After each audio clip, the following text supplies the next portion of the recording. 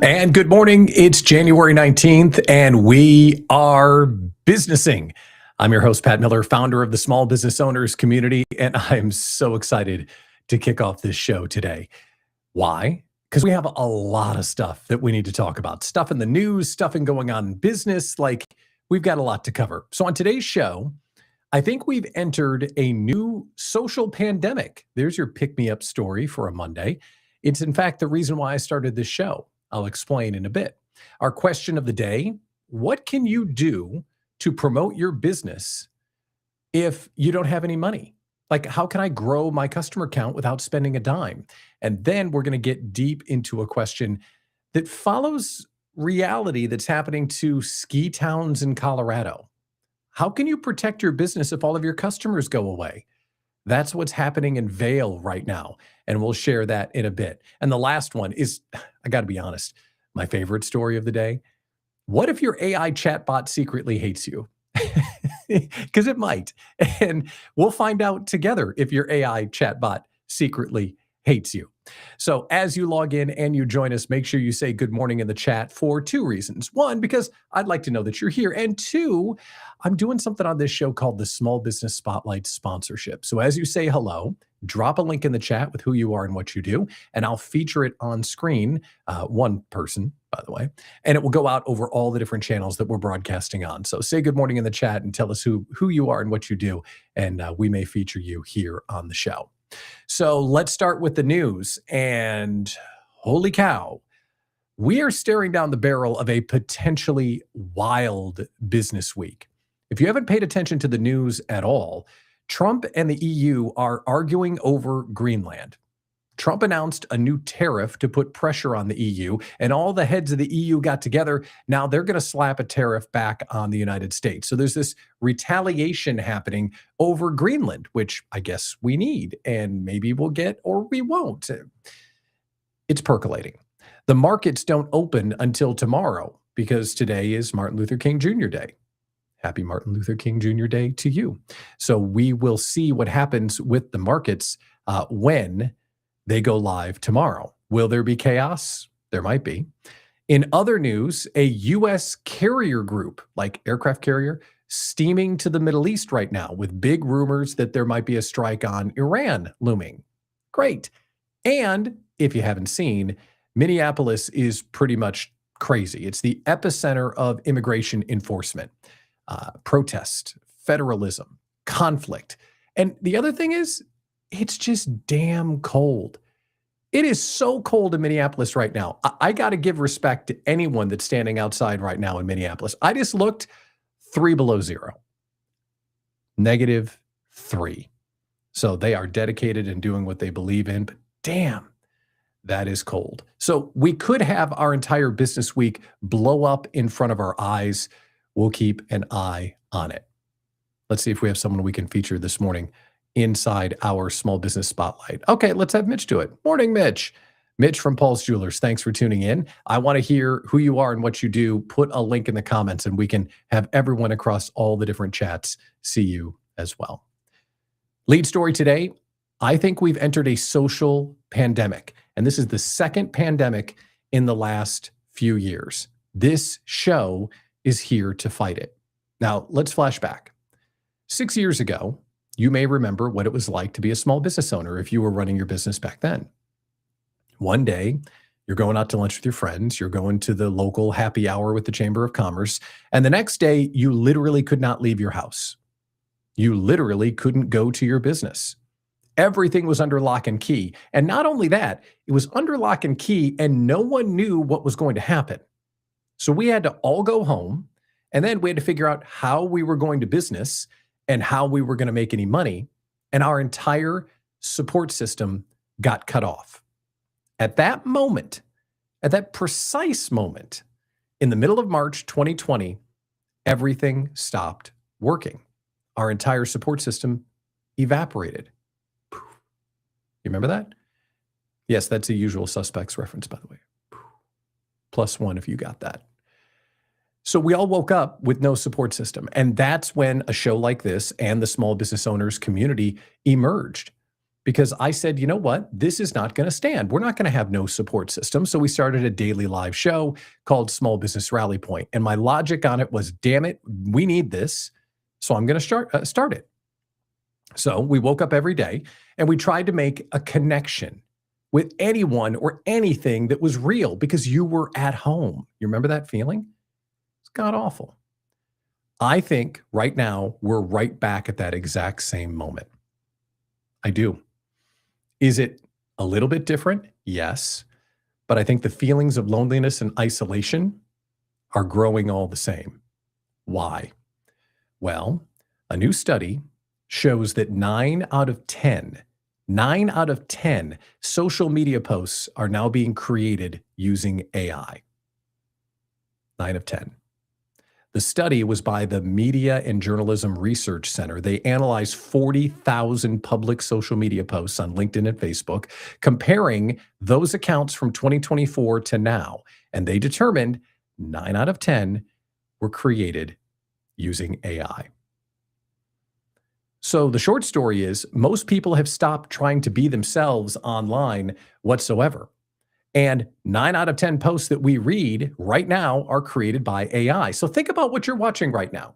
This show, as I talk with Angela and Alan and Talmar and Mitch and Lisa Rabel and Elsie. Good morning, friends. Let's put the chat on the screen so everybody can see all your beautiful faces. We're all connecting in real time right now.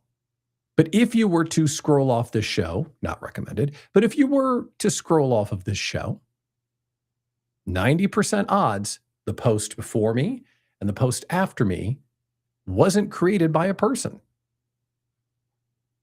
Where does that leave us? That leaves us in a synthetic social media state. That leads us into the dead internet theory, which is it's going to be bots talking to bots. And I think this morning, as you woke up and looked at your feed, you're kind of swimming in a sea of make-believe content. There's no real human connection. There's no conversation left. It is becoming average, repetitive, M-dashed. It all sounds the same. You know that AI sound. Oh, it's not this, it's that. Or it talks in choppy sentences that are all short and they all say the same thing. And the trick is we're all kind of doing it, but I don't think we're fooling anybody.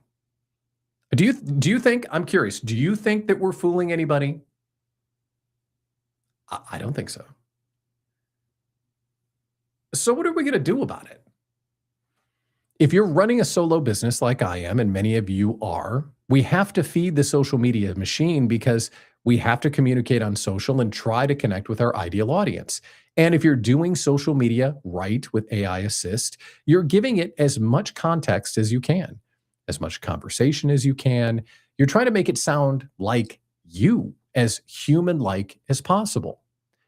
And that's what leads me back to why this show needs to exist.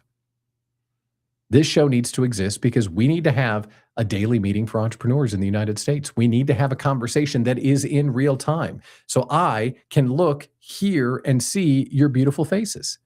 And we can have a conversation where we're talking about what's actually happening, not a stream of highlight reel content that was written by a robot that maybe that person spent 0 seconds putting any time into.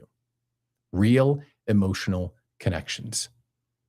That's why I'm bringing this show back.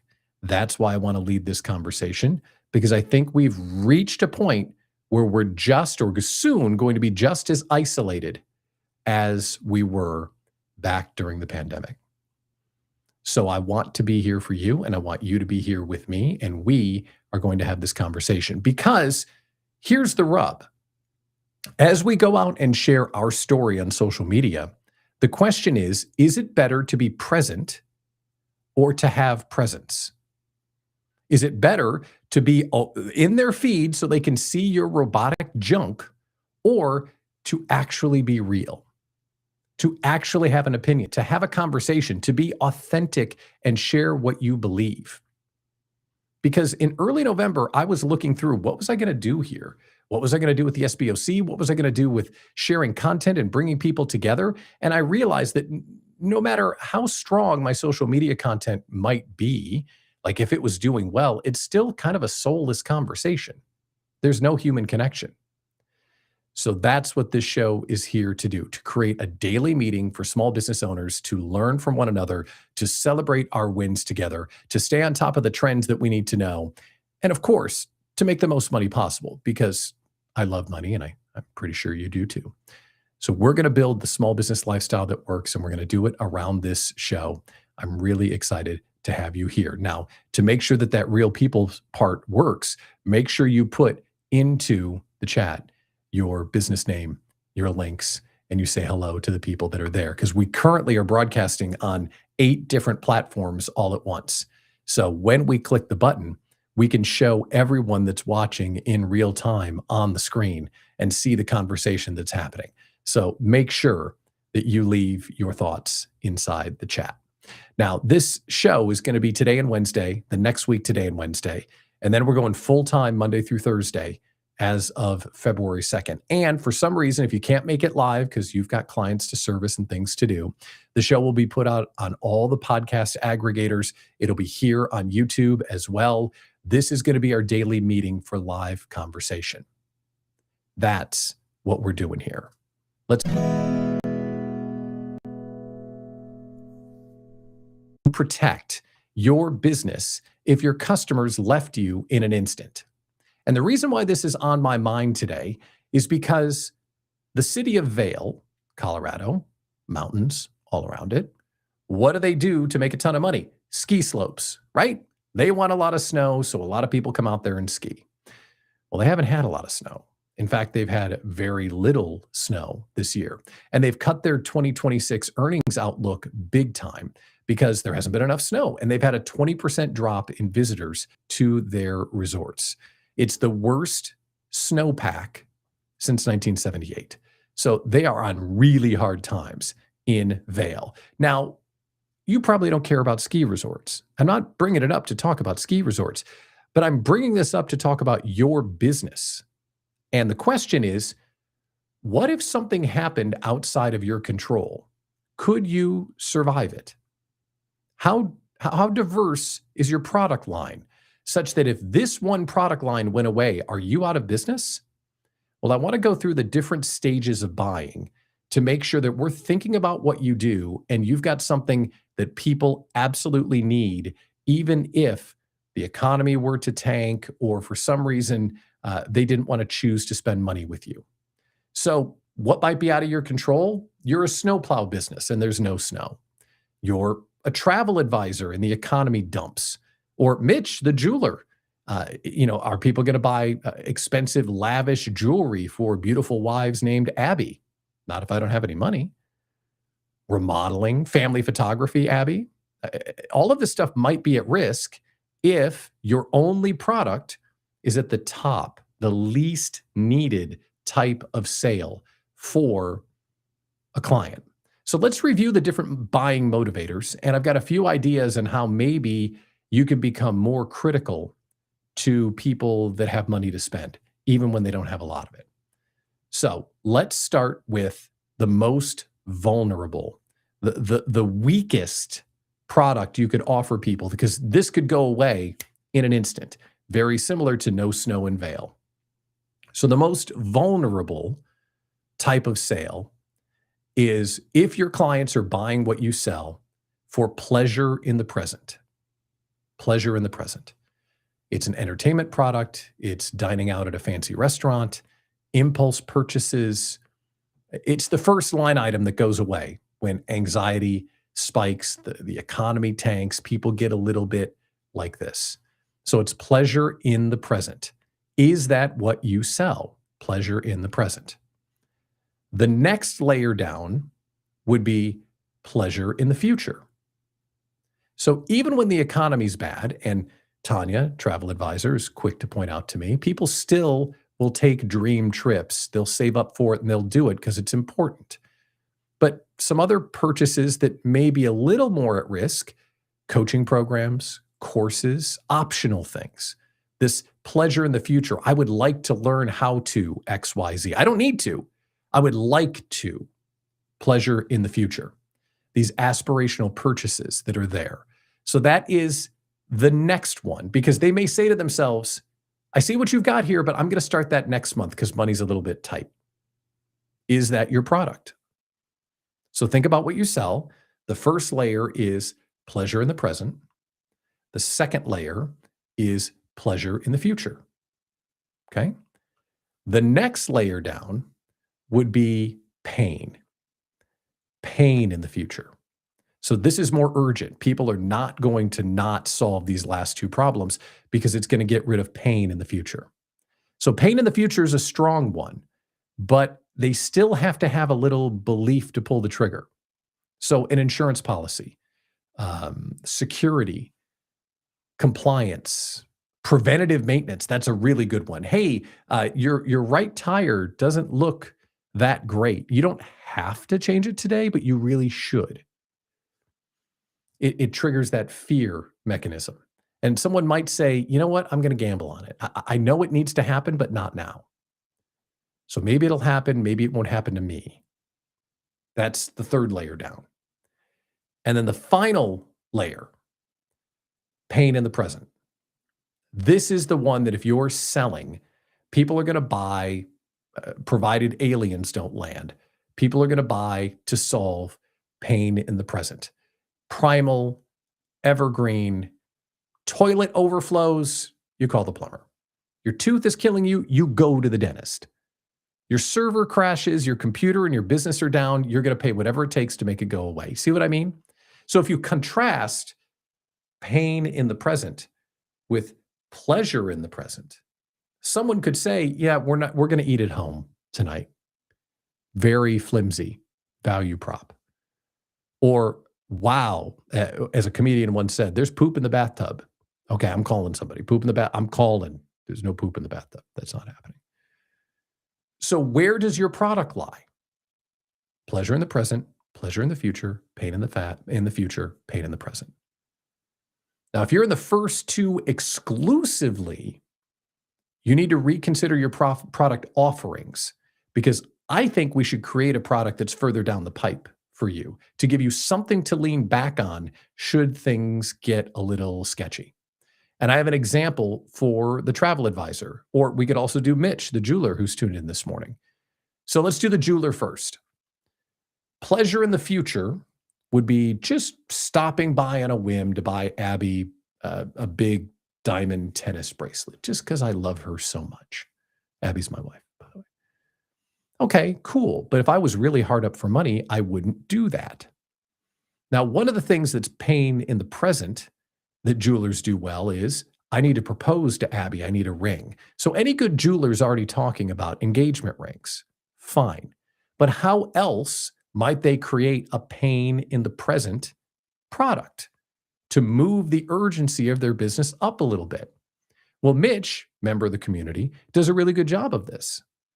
He balances his business with this beautiful showroom full of lavish jewelry, but he also is sitting on jewelry repair. Abby's engagement ring or wedding ring loses a diamond, she's going to take it in and get it fixed. That's a little more urgent than I'm going to need something new. So that's an awesome example. So Mitch, if he didn't have jewelry repair, could look at his jewelry business and say, you know what? I could ensure the urgency of my business with my clients if I were to offer a product that might be a little bit more pain in the present. Another example, travel advisor. So Tanya, also a member of the community, So let's say she's selling a trip to Japan. We've always dreamed of going to Japan. Ooh, economic downturn. Not going to go. So, how might Tanya offer another product that's a little more urgent? And I had this idea driving back from the gym this morning, and I wanted to share it because I thought, oh, yeah, this could really help Tanya out. So, the idea would be, what if you were the emergency travel contact for all of your clients? Like, you create an emergency folio for them, because there's pleasure travel, then there's got to go right now travel. So if you got a call today that a loved one of yours from way across the country was in the hospital and you had to get there as quickly as possible, like you got to leave today. Well, if your life was cast into emotional chaos, what if you could go to your travel advisor and say, I got to get to Los Angeles tonight? And that travel advisor already had an emergency folio ready for you, knew what airlines, what hotels to book, do you want to rent a car or not? And it's one call and you're done. You're there for your clients when they need you, because that's a situation where I'm traveling, whether I'd like to or not. It is pain in the present. And if Tanya knew all of our travel preferences, which she does because she books our pleasure travel, if she was also talking to her clients to set up the emergency folio that it's literally one call and you're good, that could start a conversation with clients that gets you some business even when things aren't as great. It could keep things going if the economy were to downturn. Now, I use these two examples not because they're the greatest examples of all time. I'm using these examples so you're sitting there thinking, what should I be offering? Alan Fisher, travel or investment advisor, who's on the call. Pleasure in the future or pain in the future might be, you know what, I got to make sure that I'm taking care of my 401ks and I get them all rolled over into one spot. But pain in the present is, oh my gosh, my parents passed away. Oh my gosh, my spouse passed away. That immediate pain in the present solution that has to happen, that Alan's there to take care of business straight away, which I know he does a great job of. It's just another example. So I encourage you today to sit down and think about, what can I offer my clients that gives me a more present pain-solving product? Because the economy may take a dump. I don't think it's going to, but it could. And if it did, how do you move closer to that value prop of people needing pain relief right now? It's something we could brainstorm for every one of you. I want you to think about it for your business and get to work. Now, the Idea Slam is coming up. And today on the Idea Slam, we're going to brainstorm, how do I market my small business with little to no budget? And just for the record, the Idea Slam will soon hopefully feature nice smelling, good looking people like you. And we will Idea Slam on the air, live without a net, with whatever business problem you have. So if you'd like to come on the show and do a business slam with me and all the members in the comments, you can do that as well. So let us know that you'd like to come on the show and we will get you scheduled for a live Idea Slam. Before we get to the Idea Slam, today's show is sponsored by GenHead. Scale systems, not chaos. Now, GenHead, I use it. It's great. It's built for early stage businesses, and their systems are designed for founders, solopreneurs, and lean teams who need real momentum, not complex tools that require a full-time operator, because nobody's got time for that. It's all streamlined, super practical, and it's easy to act on immediately. And what's great about GenHead and their CRM, when you get their tool, one system replaces 10. You have all these different systems all over the place. GenHead brings it all together. So instead of fighting with your CRMs and your automations and your content tools and all of that circus of productivity, GenHead is going to centralize it all into one clear operating system for less chaos, clearer data, and better execution. Learn more at genhead.com. That's genhead.com.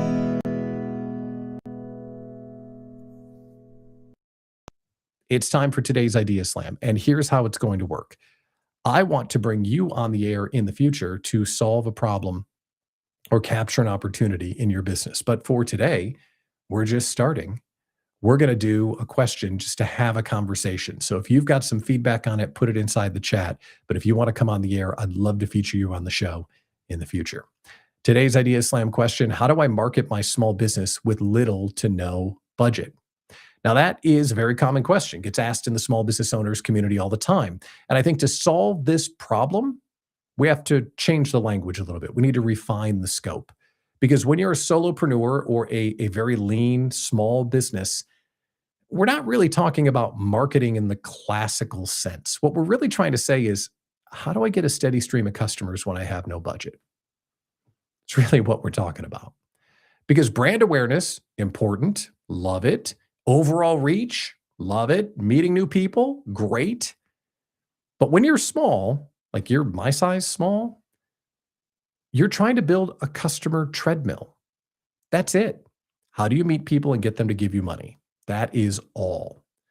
So how do I recommend people do that? Here's what I would tell you. If you wanted to get more customers with little budget, here's how it would work. I'd want you to identify your very best product, the one that you crush. And whenever you sell it, it makes you tons of profit. Let's use an example of monthly fitness coaching. Okay, it helps to have examples. Your product is monthly fitness coaching. And when you get someone, you do a great job with them and it makes you almost 100% profit. Cool. The second step is to describe the exact transformation, not the summary, not the features, not the side benefits, not the nice to haves, the what's in it for me. So you could go on and talk about you're going to feel great and you're going to be flexible and all of that. I don't care. The transformation is give me your money and you're going to lose 10 pounds. Now you got to do the work, of course, but I know how you're going to lose 10 pounds. Give me money, lose 10 pounds. That's the transformation. So you got to think about what is the transformation, not all of the features and benefits. What's the transformation that your client receives when they give you money? The third thing is know exactly who you're trying to reach with the product. And I encourage you to get narrow. If you are a product for everyone and you're not Coca-Cola, you're probably a product for no one. Do you want to work with men? Do you want to work with women? Do you want to work with seniors? Do you want to work with men over 40? Let's use that as the example, being a man over 40. So now I'm a fitness trainer that wants to talk to men over 40, and I'm going to help them lose 10 pounds. Okay? There's one more piece that you need to subdivide into. At least I would like you to, especially if you have no budget. Subdivide it one more time into a life stage, because it is a gigantic market out there. And again, provided you can offer the service to anyone, anywhere. And a life stage would be men over 40 who are recently divorced, men over 40 that are recovering from a heart attack or doctor's orders, men over 40 who like to run and have challenged themselves to have their first marathon. You see how we did that? It's not fitness coaching. It's losing 10 pounds for men over 40 that want this outcome. Then, once you identify that, you say that as frequently as possible, as often as possible, until you're sick of it. And when you're sick of it, everyone is just starting to hear that for the first time. That's how it works. I've heard it said, and I've said a million times, I want you to run for office with that phrase. Because marketing is a concept when you're a very small business, it can be completely overwhelming. Don't think of it that way. Think about building a customer treadmill. You got to be clear on what the transformation is, exactly who you're trying to serve.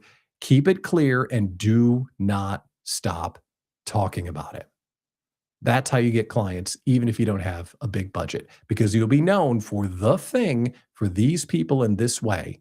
That is the mission for very small businesses. Now, if you want to come on the show and you want to share your Idea Slam challenge, we could have been doing this in real time. We could have been talking to Caitlin Penny or Doris or Kyle Mack. We could have been talking to you who hasn't even put your name in the chat yet to let me know that you're here.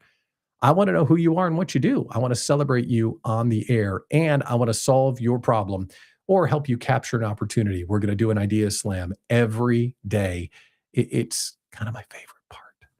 So you might as well play along. So let me know if you want to be an Idea Slam guest here on the show, and the entire businessing community can go to work for you.